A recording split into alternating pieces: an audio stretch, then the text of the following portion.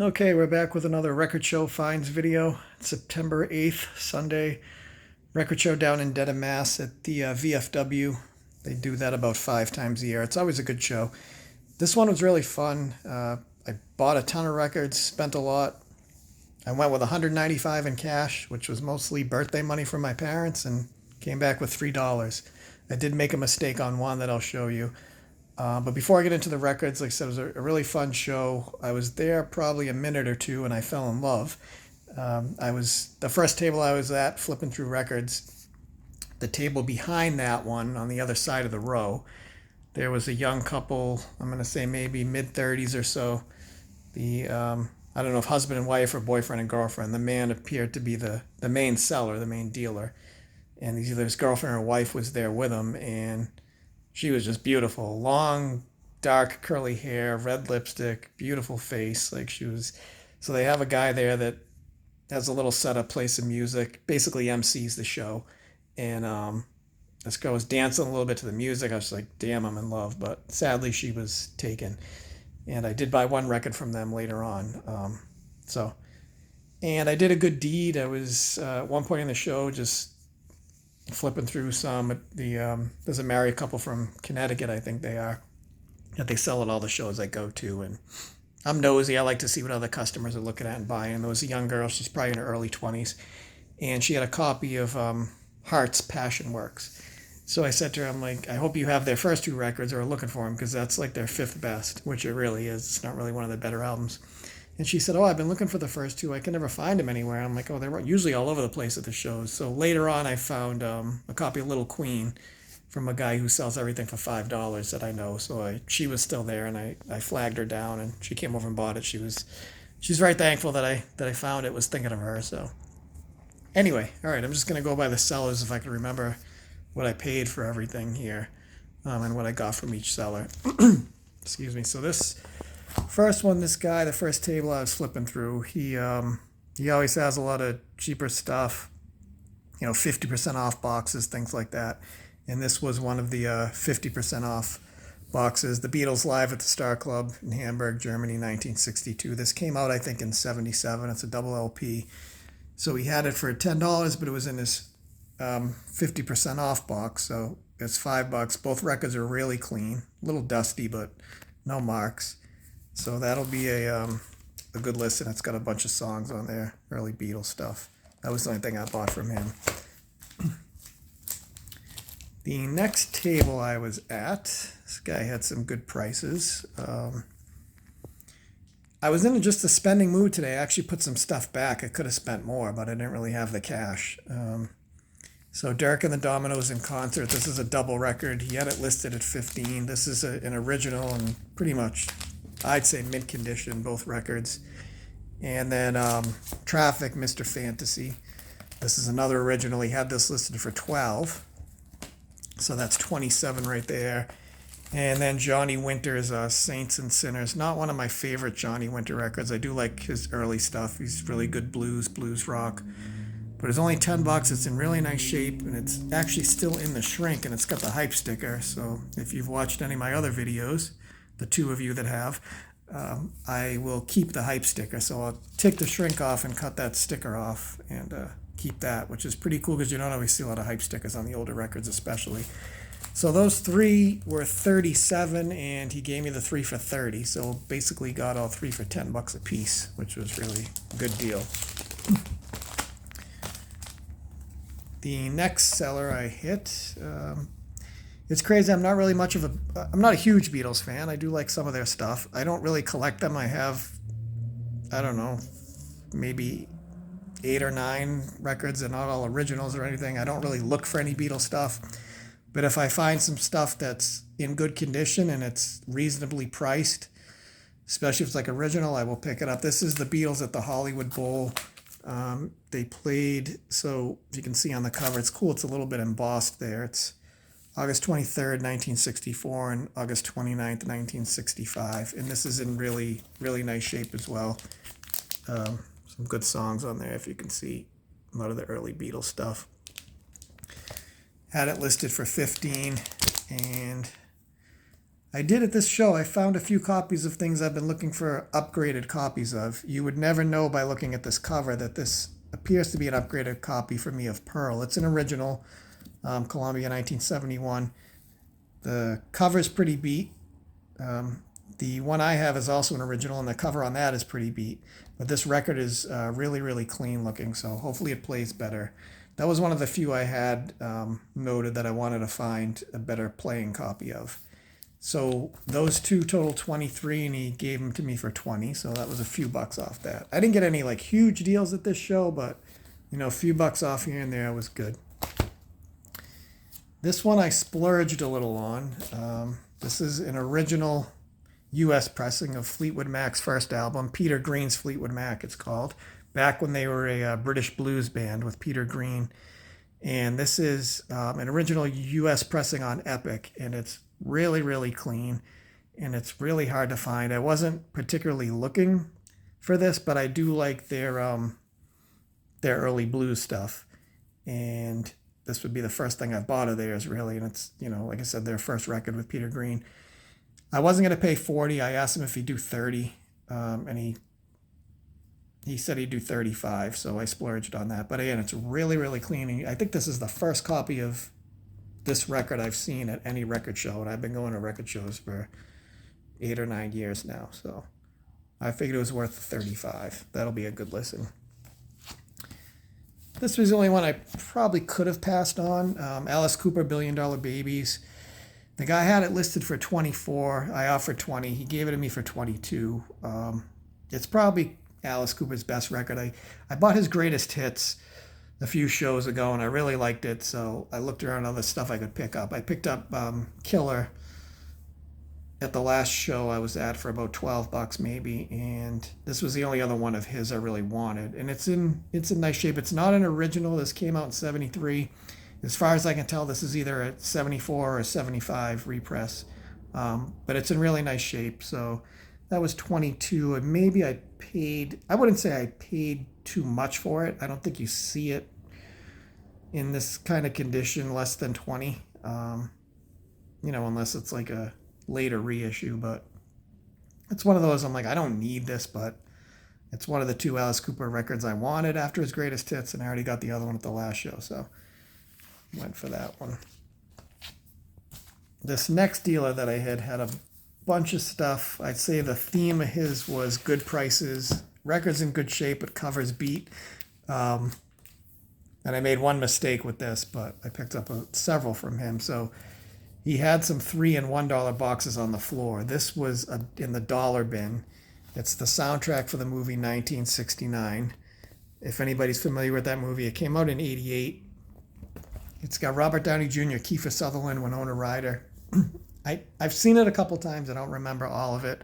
It's basically, I want to say, like high school graduates, in the late 60s, just kind of making their way through, and it's the Woodstock era basically. But you look at all the songs on it. You got Watchtower by Hendrix, White Room by Cream, Green River by CCR, The Zombies, Time of the Season, Can't Find My Way Home by Blind Faith, Wooden Ships by Crosby, Stills and Nash. So all stuff of that era, and it was $1, and it's in really nice shape. So that's really cool. Then this was in his $3 box down on the floor. Sometimes at these shows you got to get down on the floor to dig if people have the $1 and $2 and $3 boxes. The Supremes at the Copa. Again, the cover's not great, but the record is really super clean. And it was $3. So he gave me a little bit of a deal, even though I made one mistake without realizing it. This is Aftermath of Rolling Stones. This is I believe an original. I believe I looked it up, but it's an original. Yeah, this was an original on London, original US. It's in mono too, which is really cool. That was listed for $8. Again, cover's pretty rough, but the record, this one was a little scratched up, I think, but not too bad. Another Stones, Beggar's Banquet. This is, I believe, an original as well. I looked it up, and it's he had it listed for $7. I do not have any Led Zeppelin at all. This is my first Led Zeppelin record I've bought. I loved them in like high school, college a little, but I haven't listed them in ages. And I don't collect them at all, but This is in good shape, and it was $7. In Through the Outdoor. It's from 1979. I believe it's their last like official full-length release before Bonham died. Excuse me. So again, this guy had really good prices. A lot of stuff with pretty beat covers, but most of the records were in fairly good shape. Some of them were kind of scratched up. The one thing about the place in Dedham, they have it at the VFW. The room doesn't have the best lighting, and I'll hold stuff up every which way I can, and it looks clean. And then sometimes I get home and I see more marks than I saw it there. But what can you do? This is all still from that same seller. So this was listed for $8. Hendrix, Axis Boulder's Love. Again, the cover's pretty beat, but the record is in really nice shape. It's an original on reprise. See, the cover's pretty worn there, but I have a reissue from, I think, 2010-ish.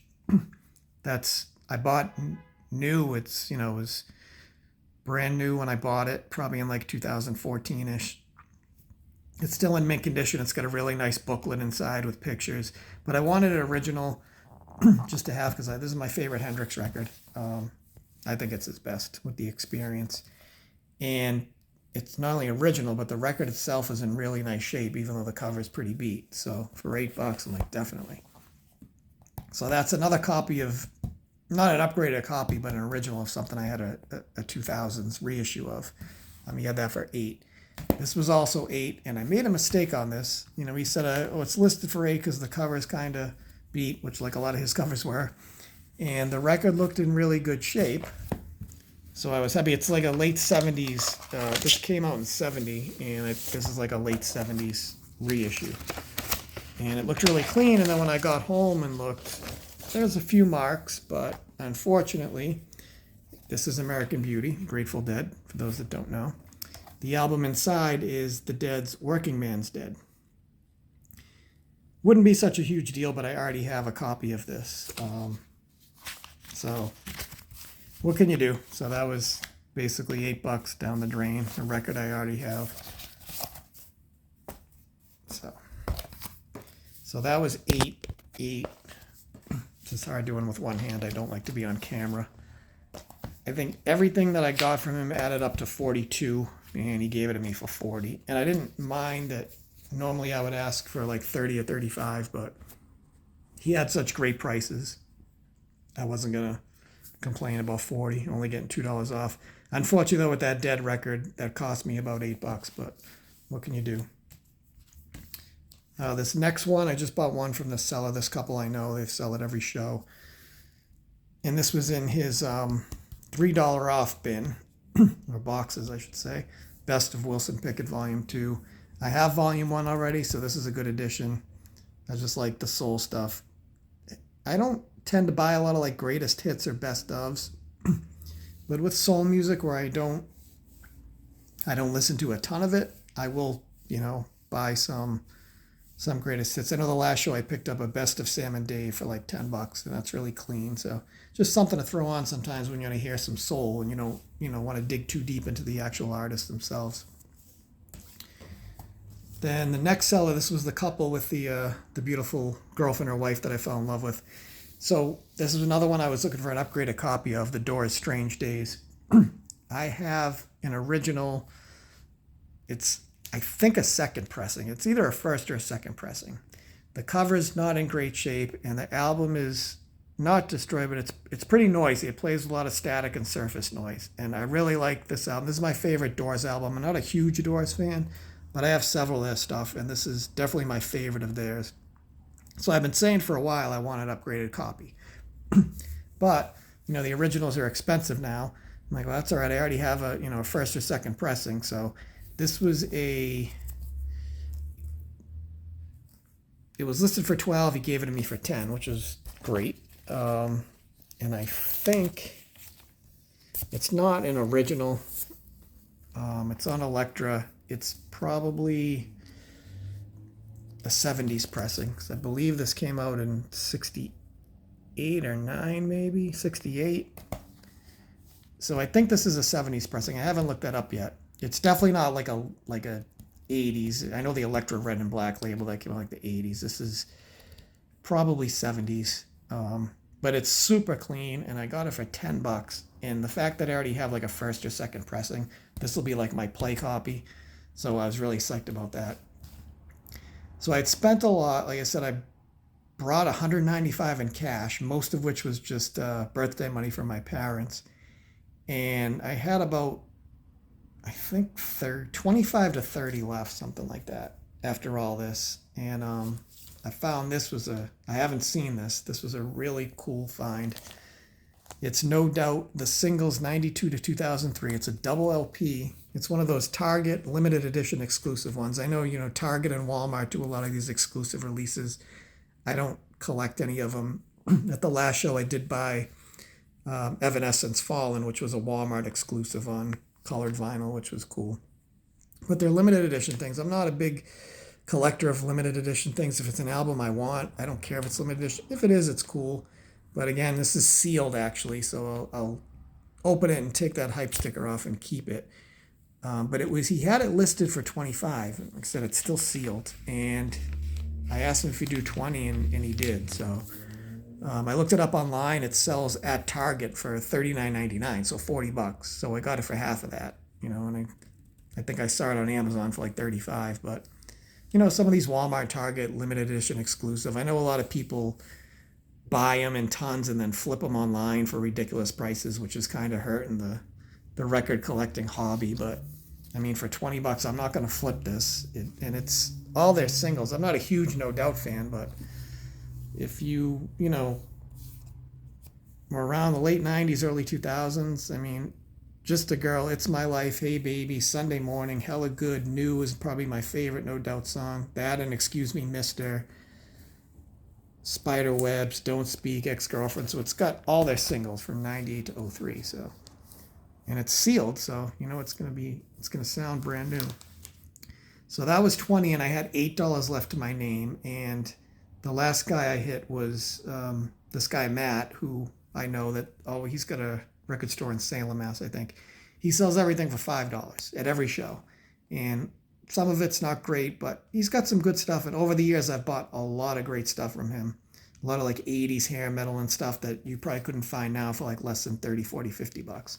I got years ago, 7, 8, 9 years ago for $5. So I was flipping through a lot of his stuff. I had a few different ones in my hand, and I came across this. This is Janis Joplin, Janis. It's a double record. It's in mono too, which is super cool. And basically what it is, the first record is it's music from the soundtrack of the film Janis. So they did like a documentary about her back in probably the 70s, I think, where they had some clips of like interviews from talk shows and then a lot of music. And I actually remember it. I may have had it on VHS or just recorded it off TV. I don't know. Anyway, so that's what the first record is.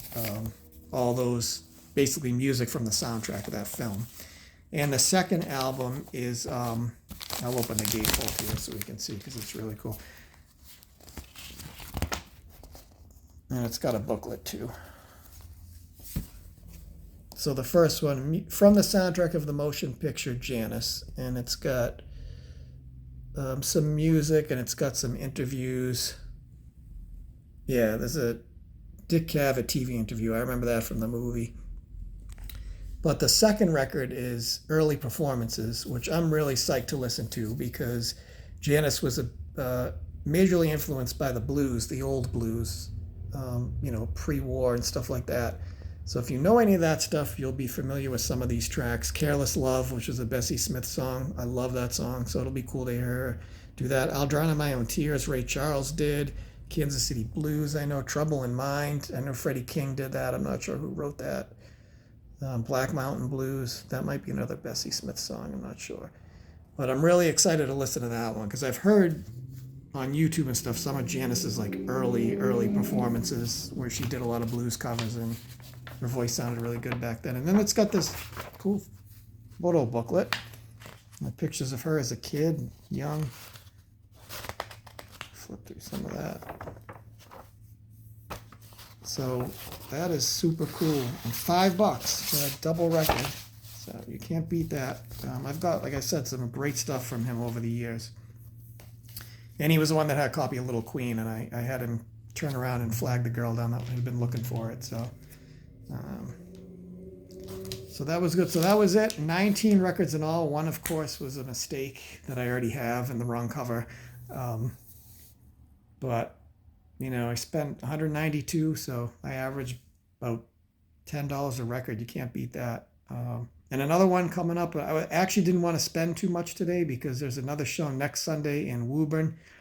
They used to do a lot in Burlington, so they're trying to come back to this area, and it's at the Crown Plaza Hotel, so it's going to be in the ballroom. It's going to be a huge show, I imagine. So I'll probably spend a lot more at that one too. But that's it for today, and hopefully I'll do another video after next week's show.